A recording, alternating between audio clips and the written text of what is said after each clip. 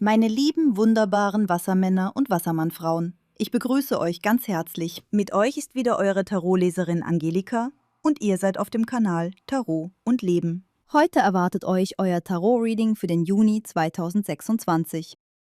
Und wir beginnen heute direkt mit den 3 wichtigsten Ereignissen, die euch im Juni erwarten. Schauen wir gemeinsam hinein, welche Energien und Wendungen dieser Monat genau eurem Sternzeichen bringen wird.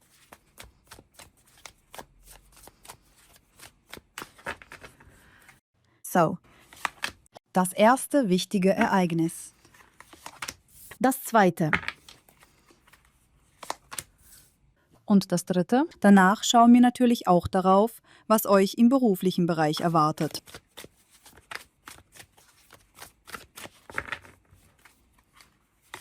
Außerdem sehen wir uns eure finanzielle Situation genauer an und ob euch die Einnahmen im Juni Stabilität und Sicherheit geben werden.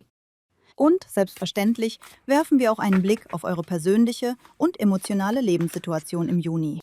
Wir machen weiter mit eurem Juni-Reading und schauen jetzt darauf, worauf ihr gesundheitlich besonders achten solltet. Und natürlich ziehen wir am Ende auch noch einen wichtigen Rat der Karten für euch. Gut, dann beginnen wir. Die wichtigen Ereignisse. Das erste wichtige Ereignis ist das Rad des Schicksals. Das zweite wichtige Ereignis ist der Page der Kelche. Und das dritte wichtige Ereignis ist die 5 der Kelche. Gehen wir jetzt alles in Ruhe der Reihe nach durch. Das Rad des Schicksals spricht ganz klar von Bewegung, Veränderungen und von Situationen, die sich in eurem Leben auf besondere Weise wiederholen können. Manche von euch werden vielleicht das Gefühl haben, sich ständig im Kreis zu drehen, während sie versuchen, eine bestimmte Lösung zu finden oder endlich einen Ausweg zu entdecken. Oder es zeigt sich tatsächlich so, dass ihr den ganzen Juni über ständig beschäftigt seid. Wie ein Hamster im Rad. Für manche von euch wird genau diese Dynamik sogar sehr inspirierend und aufregend wirken. Vor allem dann, wenn ihr Menschen seid, die Aktivität lieben, gerne vieles gleichzeitig bewegen und voller Ideen und Pläne steckt. Wenn ihr jedoch eher ruhiger, langsamer oder zurückhaltender seid, dann kann euch dieses Tempo zwischendurch auch erschöpfen oder innerlich unter Druck setzen. Doch gleichzeitig darf man beim Rad des Schicksals niemals vergessen, dass seine wichtigste Botschaft Glück, günstige Wendungen und schicksalhafte Chancen sind. Diese Karte bringt oft genau jene unerwarteten Momente mit sich, die plötzlich neue Türen öffnen. Manchmal sind es scheinbare Zufälle. Und manchmal merkt ihr tief im Inneren, dass diese Begegnungen oder Ereignisse eigentlich längst vorherbestimmt waren. Etwas beginnt sich zu verschieben. Etwas setzt euch innerlich in Bewegung. Und genau dadurch kann sich euer weiterer Weg verändern. Das Rad des Schicksals erinnert euch daran, dass nicht alles kontrolliert oder logisch erklärt werden muss. Es gibt Situationen, die einfach Teil eures Weges sind. Etwas Unsichtbares führt euch im Juni genau dorthin, wo ihr wichtige Erfahrungen machen sollt. Und insgesamt trägt diese Karte dennoch eine sehr positive Energie in sich. Hier können sich Chancen zeigen, mit denen ihr nicht gerechnet habt. Hier können plötzlich Lösungen auftauchen, die vorher verborgen waren. Hier kann das Leben selbst euch eine Möglichkeit schenken, die euch wieder mehr Hoffnung, Leichtigkeit oder Vertrauen gibt. Die Dinge beginnen sich langsam zu eurem Gunsten zu drehen. Für manche von euch zeigt sich das tatsächlich als Gewinn, Erfolg oder angenehme Überraschung. Für andere wiederum eher als ein inneres Gefühl, endlich zur richtigen Zeit am richtigen Ort zu sein. Und dieser Gewinn muss nicht unbedingt finanziell sein. Manchmal gewinnt man eine Situation. Manchmal gewinnt man neue Möglichkeiten. Und manchmal schenkt euch das Schicksal selbst eine neue Richtung. Wie eine Art inneren Freibrief für einen neuen Lebensabschnitt. Schauen wir weiter. Das nächste wichtige Ereignis für euch ist der Page der Kelche. Und der Page der Kelche bringt neue Hoffnungen, neue Wünsche und neue emotionale Impulse mit sich. Diese Karte spricht von Chancen und Möglichkeiten, die im Juni ganz sanft in euer Leben hineinfließen. Oft betrifft das neue Ideen, berufliche Vorhaben oder Herzensprojekte, die euch emotional berühren und inspirieren. Außerdem können durch den Pagen der Kelche sehr wichtige Nachrichten oder Mitteilungen zu euch kommen. Und höchstwahrscheinlich werden genau diese Nachrichten euch emotional aufbauen und innerlich berühren. Vieles davon kann mit eurer Familie, euren Herzensmenschen oder nahestehenden Personen verbunden sein. Manche von euch erhalten liebevolle Worte, Einladungen oder Nachrichten, die lange in Erinnerung bleiben. Für andere kann diese Karte sogar eine neue Begegnung anzeigen. Eine Bekanntschaft, die plötzlich starke Gefühle auslöst. Dann zeigt sich der Page der Kelche wie eine Phase voller romantischer Spannung, zarter Gefühle und schöner Vorfreude. Es können Treffen entstehen, auf die ihr euch innerlich schon Tage vorher freut. Euer Herz beginnt schneller zu schlagen. Nicht aus Angst, sondern aus dieser besonderen emotionalen Aufregung, die neue Gefühle oft mit sich bringen. Auch kleine Geschenke oder liebevolle Aufmerksamkeiten sind im Juni durchaus möglich. Vielleicht sind sie materiell gar nicht besonders groß. Und trotzdem bedeuten sie euch emotional sehr viel. Und natürlich zeigt der Page der Kelche auch viele liebevolle Gespräche, Nachrichten, Mitteilungen oder romantische Begegnungen. Es wird im Juni spürbar mehr Herzensenergie, mehr Gefühlstiefe und mehr emotionale Bewegung in eurem Leben geben. Kommen wir nun zum dritten wichtigen Ereignis, der 5 der Kelche. Diese Karte kann sich im Juni wie eine bestimmte Situation zeigen, die euch emotional enttäuscht oder innerlich verletzt. Gleichzeitig fordert euch diese Karte aber auch dazu auf, eine Situation viel bewusster und aus einer größeren Perspektive zu betrachten. Denn in genau dieser Situation liegen Möglichkeiten verborgen, die ihr im ersten Moment vielleicht noch gar nicht erkennt. Hinter den umgekippten Kelchen stehen nämlich noch 2 gefüllte Kelche. Und genau sie symbolisieren Chancen, Wege und Lösungen, die euch weiterhin offen stehen. Natürlich ist die 5 der Kelche auch eine Karte der Enttäuschung über einen Menschen oder über bestimmte Ereignisse. Für manche von euch kann sich das wie ein kleiner Misserfolg anfühlen. Für andere vielleicht wie ein Verlust oder eine unangenehme Erfahrung. Es kann sogar sein, dass jemand etwas verliert, etwas verlegt oder dass euch durch Unachtsamkeit etwas Wichtiges abhanden kommt. Manchmal zeigt sich diese Karte auch durch Konflikte oder durch Ernüchterung über eine Person, der ihr eigentlich vertraut habt. Doch unabhängig davon, wie genau sich diese Energie zeigt,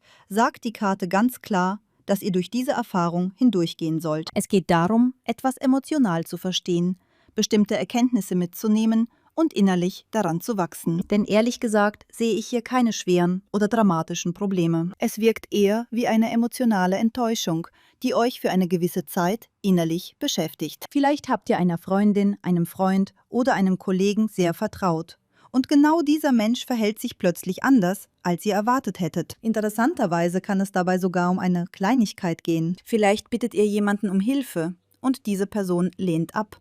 Oder sie verspricht euch Unterstützung und erscheint am Ende doch nicht. Objektiv wirkt das vielleicht nicht besonders schlimm. Doch emotional kann euch genau das sehr tief treffen. Denn eigentlich schmerzt euch nicht nur die Situation selbst, sondern vielmehr die Erkenntnis, dass eure Erwartungen oder euer Vertrauen nicht denselben Wert für den anderen hatten. Und genau deshalb kann diese Enttäuschung noch eine Zeit lang in eurem Herzen nachhallen.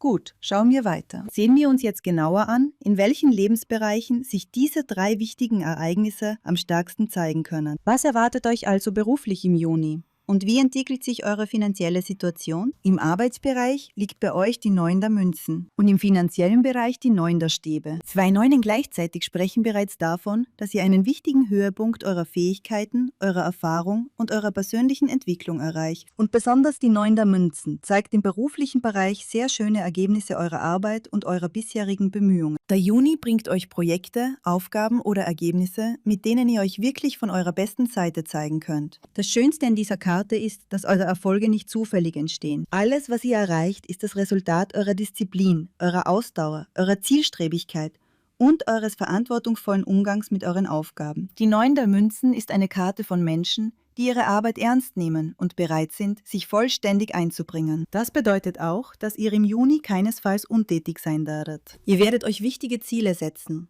Und ihr werdet diese Ziele auf einem sehr hohen Niveau umsetzen. Deshalb zeigt diese Karte deutlichen beruflichen Erfolg, starke Ergebnisse und die Möglichkeit, viele eurer Pläne tatsächlich zu verwirklichen. Und wenn ihr bereits seit längerer Zeit an größeren oder langfristigen Projekten arbeitet, dann könnt ihr diese im Juni endlich zu einem guten und sichtbaren Ergebnis führen. Für manche von euch kann die 9 der Münzen auch beruflichen Aufstieg oder eine Weiterentwicklung der Position anzeigen. Falls ihr bereits Verantwortung tragt oder eine leitende Rolle habt, werdet ihr euch als kompetente und verlässliche Persönlichkeit beweisen können. Andere wiederum erhalten Anerkennung, Bestätigung ihrer Autorität oder noch mehr Respekt von ihrem Umfeld. Insgesamt zeigen die Karten hier eine sehr stabile und erfolgreiche berufliche Phase. Größere Probleme oder ernsthafte Schwierigkeiten sehe ich ehrlich gesagt nicht. Ganz im Gegenteil. Ihr werdet euch im Juni beruflich vollständig entfalten können. Und nicht nur das. Ihr werdet die Ergebnisse eurer Arbeit auch innerlich genießen und mit echtem Stolz wahrnehmen können. Und die 9 der Stäbe im finanziellen Bereich kann sich durchaus als finanzieller Erfolg zeigen. allerdings als Erfolg, der nur durch sehr viel Einsatz, Ausdauer und harte Arbeit erreicht wird. Gleichzeitig kann diese Karte aber auch darauf hinweisen, dass trotz guter Einnahmen bestimmte Verpflichtungen auf euch lasten. Zum Beispiel Kredite, Schulden oder regelmäßige finanzielle Belastungen. Und genau dadurch kann innerlich ein gewisser Druck entstehen. Vielleicht möchtet ihr möglichst schnell etwas zurückzahlen, finanzielle Themen endlich abschließen oder euch von bestimmten Verpflichtungen befreien. Deshalb entsteht manchmal das Gefühl, ständig weiterkämpfen zu müssen, obwohl eigentlich bereits genug erreicht wurde. Trotzdem zeigen die Karten insgesamt keine ernsthaften materiellen Probleme. Das Geld ist da und grundsätzlich werdet ihr euch finanziell dennoch relativ stabil fühlen. Es geht hier eher um innere Anspannung, Verantwortung und den Wunsch, endlich mehr Ruhe und Sicherheit zu bekommen. Schauen wir nun weiter und kommen wir zu eurem Privatleben. Hier erscheint der große Arkana, der Teufel. Und für diejenigen unter euch, die in einer Beziehung oder in einer langen Partnerschaft leben, spricht diese Karte zunächst einmal von sehr starker Leidenschaft. Die Gefühle können intensiv sein, körperlich stark spürbar, emotional tief und manchmal sogar überwältigend. Doch gleichzeitig zeigt der Teufel auch kompliziertere Dynamiken innerhalb der Beziehung. Zum Beispiel Manipulation, verdeckte Motive oder Situationen, in denen einer der Partner versucht, den anderen emotional zu kontrollieren oder den eigenen Willen durchzusetzen. Manchmal zeigt diese Karte auch Unehrlichkeit oder emotionale Spiele. Es kann sein, dass sich jemand von außen in eure Beziehung einmischt oder dass hinter dem Rücken eines Partners bestimmte Intrigen oder Spannungen entstehen. Und natürlich zeigt der Arkana des Teufels sehr häufig auch verbotene oder komplizierte Verbindungen. Das kann sich beispielsweise als Liebesdreieck zeigen oder als emotionale Versuchung, die Unsicherheit in die Beziehung bringt. Aber wie ich in meinen allgemeinen Legungen immer sage,